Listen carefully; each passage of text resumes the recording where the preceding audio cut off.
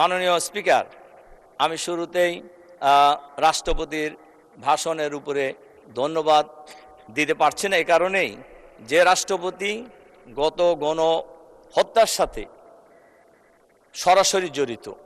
উনি শেখ হাসিনার কোনো কাজকেই অপছন্দও করেন নাই, নিষেধও করেন নাই, বরং তার সকল কাজকে তিনি নির্বিঘ্নে সহযোগিতা করে গিয়েছেন।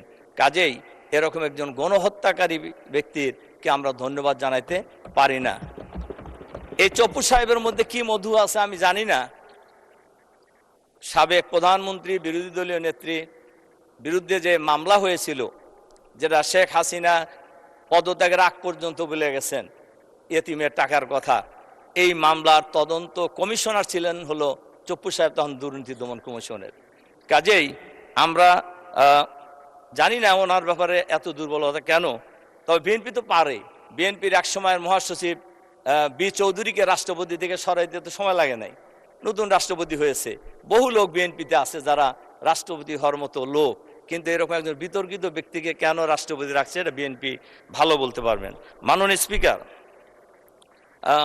সরকারি দলের বক্তব্যতে আমরা শুনছি, আমরা শুরুর থেকেই লক্ষ্য করছি দেশে আর কোনো সমস্যা নাই।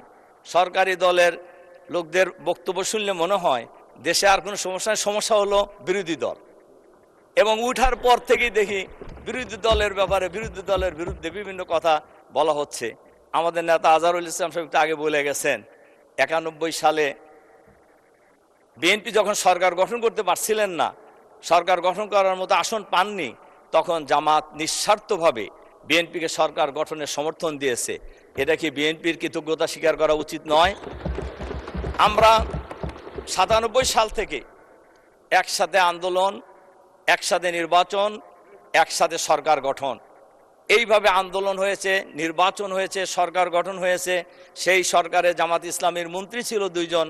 এটা জামাত এবং বিএনপির মধ্যে যে একটা সেতুবন্ধন ছিল, এটাই তো বোঝা যায়। কিন্তু এরপর থেকে জুলাই বিপ্লব, জুলাই গণঅভ্যুত্থান পর্যন্ত আমরা তো প্রায় একসাথেই ছিলাম। তখন তো কেউ সমস্যার কথা বলেন নাই। এবং বলা যায় এই স্বৈরাচারী আমলে এইখানে আমরা যারা আছি অনেকেই বলেছেন, আমাদের সরকারি দলের বন্ধুরা বলেছেন, আমাদের বিরোধী দলের বন্ধুরা বলেছেন যে আমরা এখানে জুলুম নির্যাতনের শিকার হই নাই, এরকম লোকের সংখ্যা খুবই কম পাওয়া যাবে। যেমন আমি এবং আমার পরিবার ফ্যাসিবাদের আমলে জুলুম নির্যাতনের শিকার হয়েছি। আমাকে 2 পায়ে লোহার বেড়ি, কোমরে লোহার বেড়ি, 2 হাতে হ্যান্ডকাপ পরিয়ে বিভিন্ন দেশের বিভিন্ন কারাগারে ঘুরানো হতো। এরপরে আমি প্রায় 45 দিন আমাকে রিমান্ডে রাখা হয়েছিল।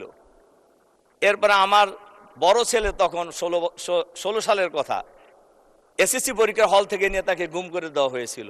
তার 2টা চোখের রেটিনার পর্দা জুলুম নির্যাতন চালিয়ে ছিঁড়ে ফেলানো হয়েছে। তো এই জুলুম নির্যাতন শিকার তো আমরা সবাই হয়েছি।